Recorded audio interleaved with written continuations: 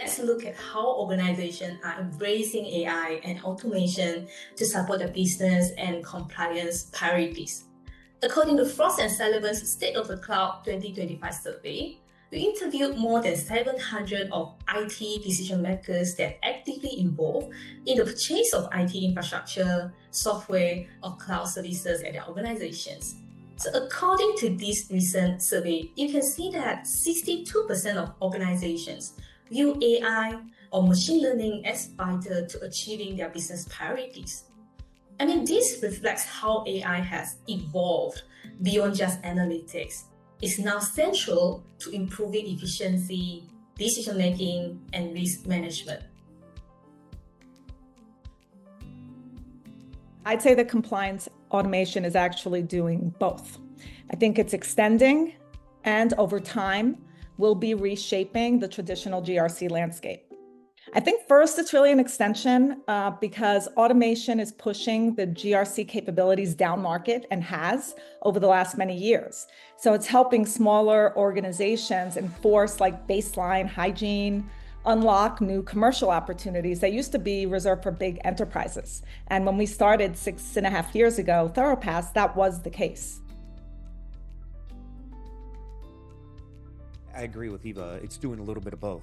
And here's the reason, right? I spent 2.5 years at Archer. I built one of the first GRC platforms out there almost 20 years ago now. We never accounted for this type of scale in these platforms when we built them, right? Back then, we thought automation was workflow automation. We could workflow everything. That's not the case, right? So a lot of the existing legacy GRC systems can't scale to consume literally tens of millions of data points, because that's what we're talking about, right? On a large scale. I agree with Matt's point there that there's going to be a period now where they're going to go coexist and go side by side. I think ultimately, I don't think they're going to replace them. I think they're going to merge into one. And that's really what's going to happen. So I think that these larger GRC players are starting to recognize the fact that they're deficient in these areas, in particular in the digital risk space. And that's, I think, where all the people at the panel today are really very focused.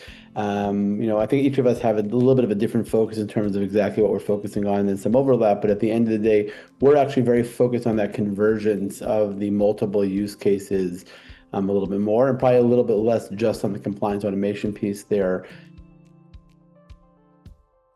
This has been a challenge for a long time, right? It's great when you have systems in the cloud that you can just API into and pull the data out and automate. But you're right, we still have a lot of hybrid systems. So how do we address that? And we've seen different techniques, right? We've seen the ability for customers to push data. Our approach has been to create a standardized schema for data to go into.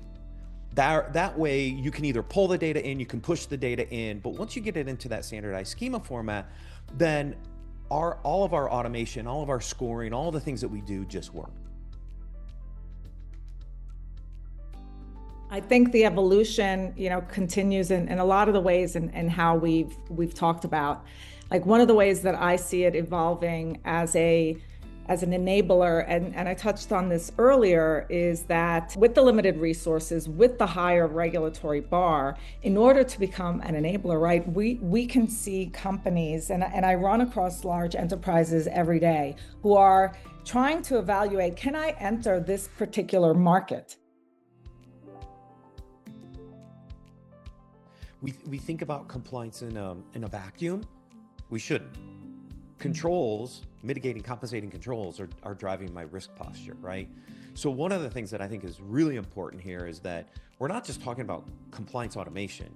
We're also talking about kind of near real-time risk quantification, which gives us better insights into where the risks of the business are. So I can, again, Eva said this earlier, prioritize the right budgets, right?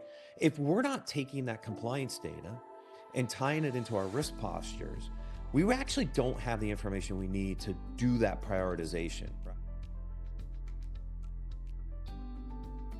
On the services side, I would say that we take a little bit of a different approach here in terms of partnering with service providers like MSSPs, for example, and advisories and consultancies that use the centralized platform more as like a delivery tool also.